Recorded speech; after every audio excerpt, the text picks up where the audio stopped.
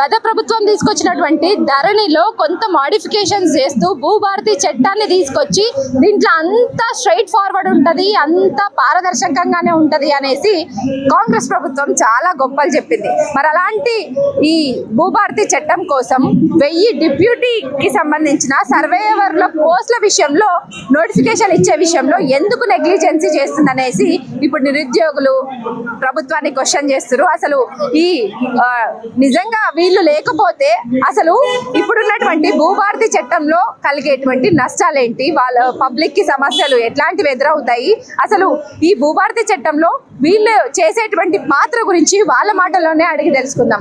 అసలు చెప్పండి, నిజంగా డిప్యూటీ సర్వేయవర్లు లేకపోతే భూభారతి చట్టం ముందటికి పోతుందా?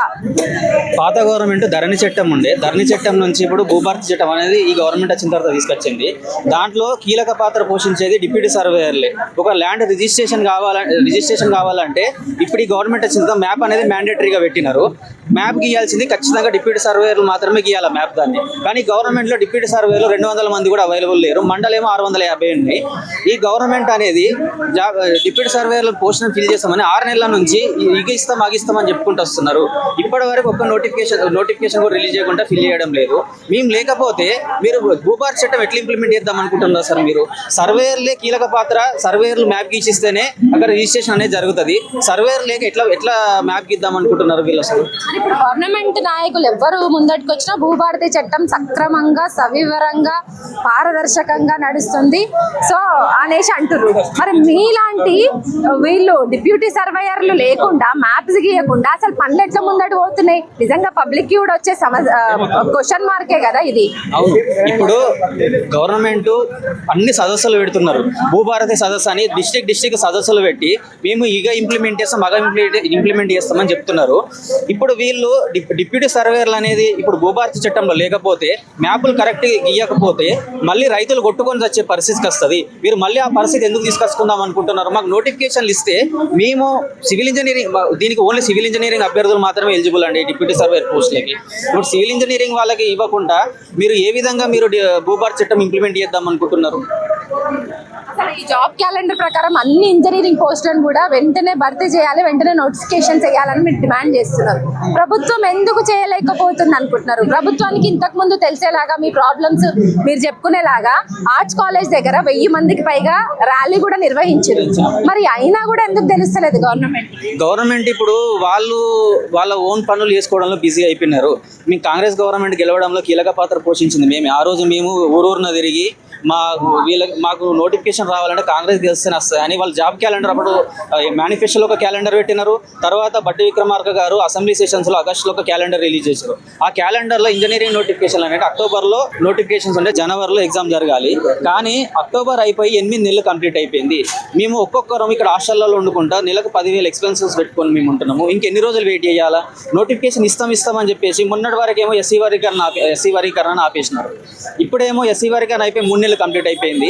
క్యాలెండర్ 25 ఇస్తామని చెప్పి ఇప్పటి కూడా ఒక్క నోటిఫికేషన్ కూడా రిలీజ్ అయ్యింది. గత గవర్నమెంట్ ఇచ్చిన నోటిఫికేషన్లనే వీళ్ళు నియామక పత్రాలు ఇచ్చారు తప్ప ఇప్పటికి ఒక్క నోటిఫికేషన్ కూడా గవర్నమెంట్ వచ్చిన తర్వాత రిలీజ్ చేయలేదు. మీరు చెప్పండి అన్న, 600కు పైగా మండలాలు ఉన్నాయి, కేవలం 100కు పైగా ఈ సర్వేయర్లతోటే ఈ పనులు కానిస్తున్నారు భూభారతి చట్టంకి సంబంధించి. మరి అది సాధ్యమైనా ఉన్న వాళ్ళ మీద పని ఒత్తిడి పడదా? యాక్చువల్గా గవర్నమెంట్ ఏంటంటే భూభారతి చట్టం తీసుకొచ్చింది, ఈ పాత ధరణి తీసేసి భూభారతి చట్టం తీసుకొచ్చారు. అది ఇంప్లిమెంట్ కావాలంటే మెయిన్ ఈ డిప్యూటీ సర్వేయర్లు అనే వాళ్ళు ఉండాలి. మనకు 650 మండలాల దాకా ఉన్నాయి, అన్ని కొత్త మండలాలు కలిపి. వర్క్ చేసే వాళ్ళు మాత్రం 160 చేంజ్ ఉన్నారు. అంటే ఆల్మోస్ట్ ఆల్ ఒక్కొక్కరు 10-15 మండలాలు చేస్తున్నారు. ఇంత వర్క్ బర్డెన్ ఉంటుంది. ఆల్రెడీ మేము సివిల్ ఇంజనీర్ తెలంగాణలో ఎఫిషియన్సీ క్యాండిడేట్స్. సో వాళ్ళకి ఎగ్జామ్ పెట్టి తీసుకుంటే అయిపోతుంది. గవర్నమెంటే చెప్పింది మేము భర్తీ చేస్తాం అని. కానీ ఇప్పటి వరకు ఈ 8-9 మంత్స్ నుండి చెప్తున్నారు చేస్తామని. ఇప్పటి వరకు అసలు నోటిఫికేషన్ గురించి మాట లేదు, ఏం లేదు, ముచ్చట లేదు. ఏమన్నా అంటే త్వరలో చేస్తామని అంటున్నారు, కానీ ఆ త్వరలో చేసేది లేదు, ఏం లేదు. ఇప్పుడు ఎలక్షన్ కమిషన్ కూడా ఎలక్షన్స్ క్యాన్సిల్ చేసినప్పుడు త్వరలో చేస్తామని ఒక 2 సంవత్సరాలు చేస్తే ఎట్లుంటుంది వీళ్ళకి? ఎట్లుంటుంది చెప్పండి? త్వరలో ఇస్తామంటే రేపు ఎలక్షన్ ఇస్తాం, నెక్స్ట్ మంత్ ఇస్తాం, దసరాకి ఇస్తాం, దీపావళికి ఇస్తాం, సంక్రాంతికి ఇస్తాం, ఉగాదికి ఇస్తాం, మళ్ళీ ఆగస్ట్ సెషన్లో ఇస్తాం, అసెంబ్లీ సెషన్లు అంటే ఎట్లుంటుంది? ఇప్పుడు మా పరిస్థితి కూడా అలానే ఉంది. వాళ్ళు ఏంటంటే ఒక మోటివ్ తోటి ఉన్నారు, త్వరలో వేస్తామంటారా వేసేది లేదు. అంటే మీ విషయంలో నిరుద్యోగుల విషయంలో త్వరలో వేస్తామన్న నోటిఫికేషన్లకు దిక్కులేదు కానీ స్థానిక ఎలక్షన్లకు మాత్రం గవర్నమెంట్ పోవాలనుకొని ప్లానింగ్ చేస్తుంది కదా, మరి ఆ విషయాన్ని మీరు ఎట్లా తీసుకుంటారు, మీరేం చెప్పదలుచుకున్నారు గవర్నమెంట్? ఇప్పుడు ఒక్కటి గోపీనాథ్ గారు చనిపోయారు ఎమ్మెల్సీ, ఒక 6 months లోపల వేయాలి. ఇప్పుడు ఎమ్మెల్యే చనిపోయారు, 6 months లోపల వేస్తారు. అదే 6 months అయిపోయినా కూడా త్వరలో ఇస్తాం అంటే ఎట్లుంటుంది వాళ్ళకి? అదైతే అర్జెంట్ వేస్తారు కదా, రిక్వైర్మెంట్ ఉంది కాబట్టి వేస్తా అంటారు. ఇది కూడా ఉంది కదా, మరి మీరే తీసుకొచ్చిర్రు, గవర్నమెంటే తీసుకొచ్చింది. మేము సమూల ప్రక్షాళన చేస్తున్నాం, రైతుకు మంచిగా చేస్తాం, అన్ని చట్టాలు పాతయి, రైతులకైనా జనాలకైనా బాగా ఇబ్బంది అవుతుంది అన్నారు. కరెక్టే, బాగానే ఉంది. ఎంప్లాయీస్ అయితే ఉండాలి కదా మీరు చెప్పినట్టు. మళ్ళీ ఇప్పుడు రిటైర్మెంట్ కూడా చాలా మంది అవుతున్నారు. ఆ 168 మెంబర్స్లో కూడా ఇంకా చాలా మంది తగ్గిపోతారు.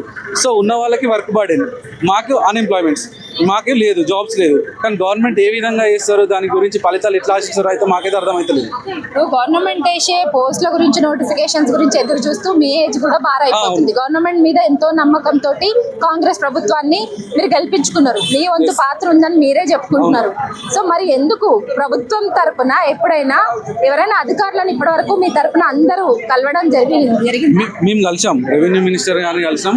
రెవెన్యూ మినిస్టర్ కూడా పాజిటివ్గానే చెప్పారు, వేస్తామని చెప్పారు. కానీ ఇప్పటి వరకు మాత్రం మాకేం కూడా ఇంటిమేషన్ ఇవ్వాలి అఫీషియల్గా.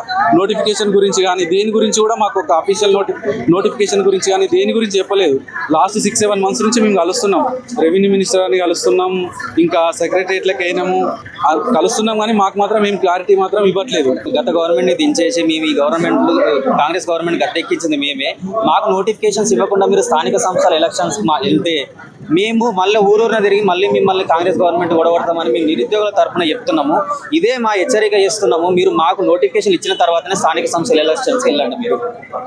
సో అధికారంలోకి రాకముందు ఏవైతే హామీలు ఇచ్చిందో ఆ హామీలన్నీ నిలబెడతారనేసే నమ్మకంతో ఊరూరా తిరిగేసి అందరినీ మోటివేట్ చేసి కాంగ్రెస్ ప్రభుత్వాన్ని అధికారంలోకి తీసుకొచ్చినటువంటి నిరుద్యోగులందరూ కూడా ఇప్పుడు నిజంగా చాలా గుర్రుమంటున్నారు ఇప్పుడున్నటువంటి కాంగ్రెస్ ప్రభుత్వం మీద.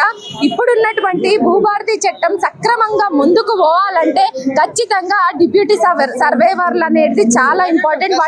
వాళ్ళకి సంబంధించిన నోటిఫికేషన్ వెంటనే విడుదల చేయాలి. లేదంటే ఇప్పటి వరకు ఎట్లయితే ఊరూరా తిరిగి మిమ్మల్ని గెలిపించామో అదే ఊరూరా తిరిగి మళ్ళీ మిమ్మల్ని గద్దెదించే రోజు కూడా వస్తుందనేసి కూడా ప్రభుత్వాన్ని హెచ్చరిస్తున్నారు ఇక్కడ ఉన్నటువంటి నిరుద్యోగులందరూ కూడా. కెమెరా పర్సన్ రాజేష్తో హరిత, న్యూస్ లైన్ తెలుగు.